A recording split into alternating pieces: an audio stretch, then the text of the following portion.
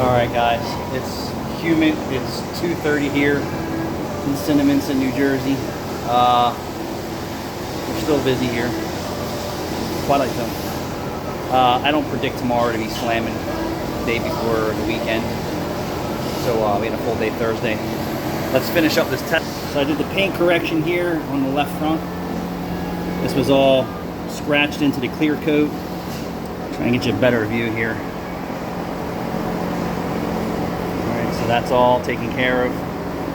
These wheels, I missed a spot here. So I'll fix this wheel up here. You can see that. I missed that. This wheel didn't need any paint work, but you can see how dirty it is. I'm not detailing the car.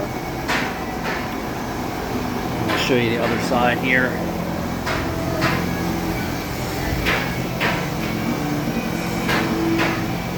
And you're going to see, there you go. That's that right rear wheel.